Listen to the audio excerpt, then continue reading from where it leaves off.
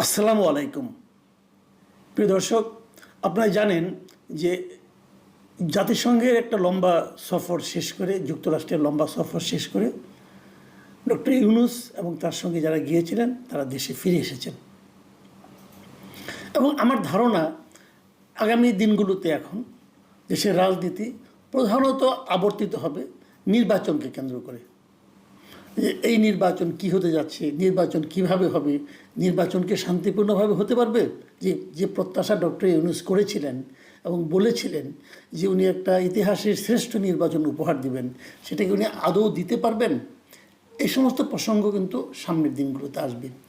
মাঝে হয়তো এই মাসের মধ্যেই হয়তো সেই জুলাই সনদ নিয়ে কিছু কথা হবে, সেই সনদ কীভাবে বাস্তবায়ন হবে সেগুলো নিয়ে একটু আলোচনা হবে। কিন্তু যে আলোচনাই হোক না কেন, মূল যে বিষয়টা থাকবে রাজনীতিতে সেটা হলো নির্বাচন। এবং নির্বাচন নিয়ে যখন আলোচনা হবে তখন আরেকটা বিষয় কিন্তু গুরুত্বপূর্ণ হয়ে দাঁড়াবে সবার সামনে, এই নির্বাচনের নানা রকম সমীকরণ।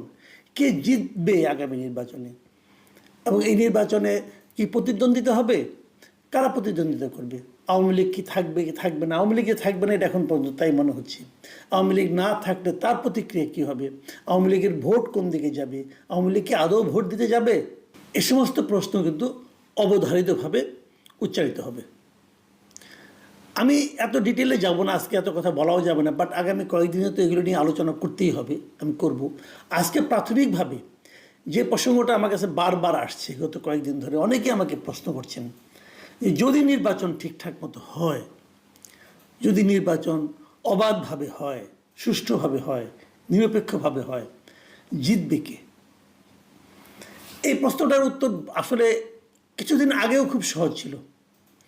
এখন এই প্রশ্নের জবাব যাকে আপনি জিজ্ঞেস করেন সেই জবাব দিতে গিয়ে একটু চিন্তা করবে। কারণ যখন সহজ ছিল বলে আমরা ভাবছি, তখন কিন্তু যদি বলা হতো যে শিক্ষা প্রতিষ্ঠানগুলিতে নির্বাচন যেটা হচ্ছে তাতে কে জিতবে, তখনও কিন্তু ওই প্রশ্নের উত্তরটা অনেকের কাছে সহজ ছিল। কিন্তু ফল যখন তারা দেখেছে, ফল দেখার পর তারা ভেবেছে যে আসলে আমরা কত সহজে ভুল করছিলাম। এখন এখানেও কি খুব সহজে ভুল হচ্ছে? আমি এই আলোচনাগুলো করবো আগামী কয়েকদিন ধরেই, আমি এগুলো ধীরে ধীরে ধীরে ধীরে একটা একটা করে পয়েন্ট নিয়ে আলোচনা করব।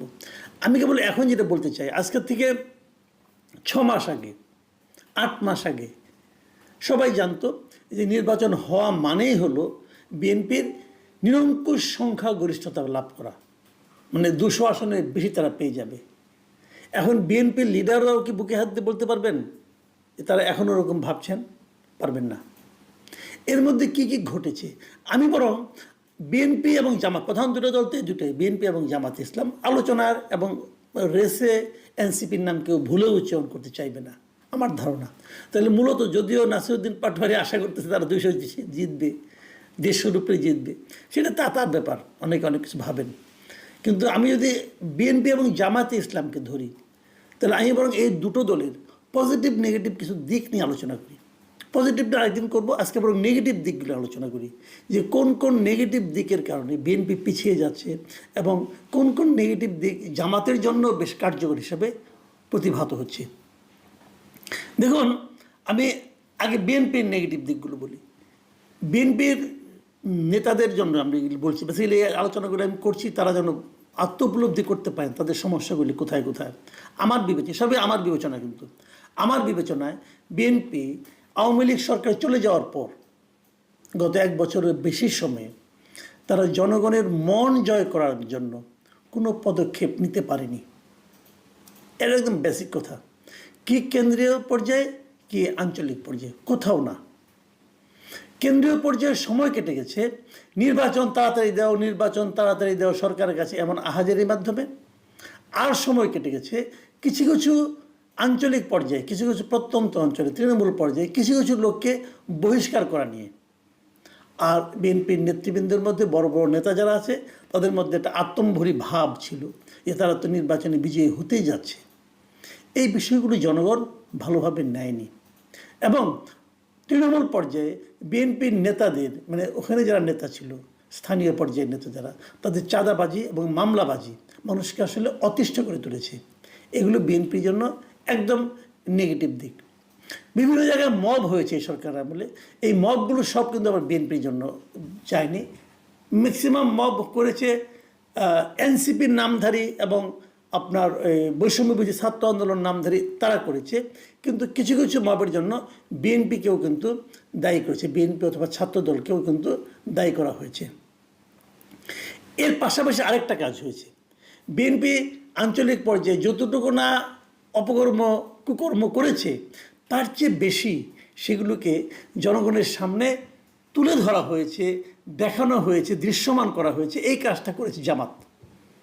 জামাত খুব সুন্দরভাবে তাদের সংগঠিত যে আপনার প্রচার মাধ্যম আছে, সোশ্যাল মিডিয়া আছে, তার মাধ্যমে তারা বিএনপির এই সমস্ত ঘটনাগুলোকে অনেক সময় বিবর্ধিত করে প্রচার করেছে, যাতে বিএনপির ইমেজ আরও বেশি ক্ষুণ্ণ হয়েছে।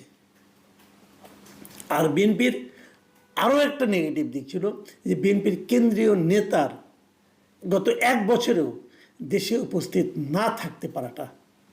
মানুষ জানে না যে তারা যাদেরকে প্রাইম মিনিস্টার বানাতে চাচ্ছে সে লোকটা দেখতে কেমন, সে লোকটার অবয়ব কেমন, সে কীভাবে হাঁটে, কীভাবে কথা বলে, কেউ জানে না। তারা খেলে একটা ছবি দেখে সবাই। এটা এদেশের সাধারণ মানুষকে মুগ্ধ করেনি, সাধারণ মানুষকে আশাবাদী করেনি। এই জিনিসটা হলো বিএনপির নেগেটিভ কয়েকটা দিকে আমি আপাতত বললাম, আগামীতে আরও 2-1টা করে বলবো। পজিটিভ দিকে কিছু আছে সেগুলো পরে বলবো। এখন আমি জামায়াতে ইসলামের কয়েকটা নেগেটিভ দিক বলি।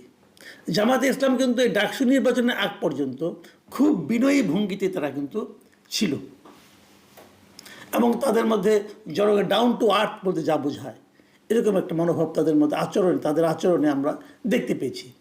কিন্তু যেই নাকি ডাকসু এবং জাকসু নির্বাচন হয়ে গেল, ঢাকা ইউনিভার্সিটি এবং জাহাঙ্গীরনগর ইউনিভার্সিটি, এই দুটো ইউনিভার্সিটিতে তারা ব্যাপক জয় পাওয়ার পর, নিরঙ্কুশ জয় আমি বলবো, ব্যাপক জয় পাওয়ার পর তাদের মধ্যে এক ধরনের তাদের নেতাদের বডি ল্যাঙ্গুয়েজে আমি চেঞ্জ দেখেছি, কথাবার্তায় একটা চেঞ্জ দেখেছি, এবং তাদের অতি আত্মবিশ্বাসী বলে আমার কাছে মনে হয়েছে। তারা যেন বোঝাতে চেয়েছে যে এই রেজাল্টই সারা দেশে হবে। আসলে কি হবে এটা নিয়ে নানা ধরনের বিতর্ক আছে, সেই বিতর্কগুলো নিয়ে আমরা পরে আলোচনা করবো আস্তে আস্তে। কিন্তু এখন যেটা নিয়ে আমি বলতে চাচ্ছি, জামাতের নেতাদের মধ্যে এই যে পরিবর্তনটা, এই পরিবর্তনটা কিন্তু অনেকে আবার ভালোভাবে নেয়নি। আরেকটা জিনিস তারা নেয়নি, সেটা হলো জামাতের নেতাদের মধ্যে চটকদার কথা বলার একটা আপনার প্রবণতা আমরা লক্ষ্য করেছি। যেমন ধরা যাক, একই বিষয় নিয়ে একাধিক নেতা এক এক রকম কথা বলেছেন। যেমন কয়েকদিন আগে একদম দেশ টিভিতে একটা আলোচনা সভায় একজন নেতা উনি বললেন যে ওনারা অবশ্যই শরিয়া আইন কায়েম করবেন। এর আগে আবার আবদুল্লাহ মোহাম্মদ তাহের, উনি আবার ভারতের একজন আপনার শিক্ষাবিদ, বাংলাদেশ বিশেষজ্ঞ বলা যায় যাকে, শ্রীরাধা দত্ত, তাকে উনি যেভাবে বলেছিলেন, তাকে প্রশ্ন করা হয়েছিল আপনারা কি জিতলে পরে শরিয়া আইন চালু করবেন? তখন তাহের সাহেব বলেছিলেন আমরা কি কোথাও বলেছি আমরা শরিয়া আইন চালু করব? অর্থটা কি? এর অর্থ হলো ওনারা শরিয়া আইন চালু নাও করতে পারেন। তাহলে এটা কিন্তু ওনার অন্য নেতাদের বক্তব্যের সঙ্গে মিলছে না। জামাতকে এই জিনিসটা স্পষ্ট করতে হবে, তারা আসলে কি চায়। তারা কি আসলে শরিয়া আইন কায়েম করতে চান নাকি চান না, নাকি তারা শরিয়া আইন সম্বন্ধে এরকম অস্পষ্ট ধোঁয়াশা একটা অবস্থা রেখে মানুষের ভোট নেওয়ার পর তারপর তারা শরিয়া আইন কায়েম করবেন। তো এটা কি এক ধরনের প্রতারণা হয়ে যাবে না? রাজনীতিতে প্রতারণা হয়তো চলে, কিন্তু যে রাজনীতিটা ধর্মের উপর নির্ভর করে, ভিত্তি করে হয়, যারা ধর্মের কথা বলেন, ধর্মভিত্তিক রাজনীতির কথা বলেন, তাদের কাছ থেকে কিন্তু প্রতারণা মানুষরা দেখতে চায় না। কাজে এই জিনিসটা জামাত ইসলামকে এখনই ক্লিয়ার করতে হবে, তারা শরিয়া আইন কায়েম করতে চান কি চান না। আরেকটা জিনিস যেটা নাকি জামাতের আমি মনে করি সবচেয়ে নেগেটিভ দিক এই মুহূর্তে এখন পর্যন্ত, তারা যেটাকে পজিটিভ মনে করছে বলে আমার ধারণা, তারা পিয়ার নিয়ে আন্দোলন করছে। তারা পিয়ার কায়েম করবে, পিয়ার ব্যবস্থা নির্বাচন করতে চায়, অমুক চায় তমুক চায়। কিন্তু একটা কথা জামাত কিন্তু এখনও ক্লিয়ার করে বলতেই পারে নাই, তারা কোন পদ্ধতির পিয়ার চায়। এই পিয়ার নিয়ে যে সমস্ত প্রশ্ন উঠেছে, আমি দেখেছি অনেক জামাত যেটা পিয়ার নিয়ে কথা বলছেন, এবং পিয়ার নিয়ে একটা প্রশ্ন যখন কেউ করে যে ঠিক আছে যদি পিয়ার হয় তাহলে স্বতন্ত্র প্রার্থীদের কী হবে, তখন তারা কিন্তু জবাব দিতে পারে না। তারা বলে যে আমরা এটার উপরে গবেষণা করব, বের করব, অনেক রকম পিয়ার আছে। আমি জামাত নেতৃবৃন্দকে বলবো আপনারা এখনই বলে দেন আপনারা কোন ধরনের পিয়ার চান, এবং সেই পিয়ারের প্রত্যেকটা প্রশ্ন, এই যে আমরা মাঝে মাঝে দেখি না FAQ, হ্যাঁ, ফ্রিকুয়েন্টলি আস্কড কোশ্চেন, যে কোশ্চেনগুলো সবসময় বলে যে ভাই এটার কী হবে, ওটার কী হবে, সকল প্রশ্নের জবাব সম্বলিত আপনারা একটা জবাব তৈরি করেন এবং সেটা জনগণের কাছে নিয়ে যান। কেবল তাহলেই আপনারা পিআরকে কিন্তু জনপ্রিয় করতে পারবেন। অনেক মিটিংয়ে দেখলাম, অনেক মিছিলে অনেক লোক এসেছে, সাংবাদিকরা জিজ্ঞাসা করছে আপনি কী চান, পিআর চায়, পিআর কী জিনিস, তারা কেউ বলতে পারে না, বলে আমাদের নেতা বলছেন পিআরের কথা। তো এভাবে বললে কিন্তু আপনি পিআরকে জনপ্রিয় করতে পারবেন না। এগুলো কিন্তু এই যে অস্পষ্টতা, জামাতের অস্পষ্টতা এবং সাম্প্রতিককালের যে মানে একটা অতি আত্মবিশ্বাস, আমি মনে করি এগুলো জামাতের জন্য দুর্বলতার প্রকাশ ঘটাবে।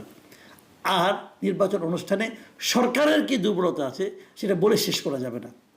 এই সরকার কতটুকু সবলভাবে নির্বাচনটা সম্পন্ন করতে পারবে তা নিয়ে কিন্তু আমার সন্দেহ রয়ে গেছে।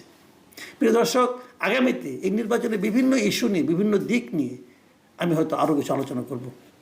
এখন এই পর্যন্তই। আল্লাহ হাফিজ।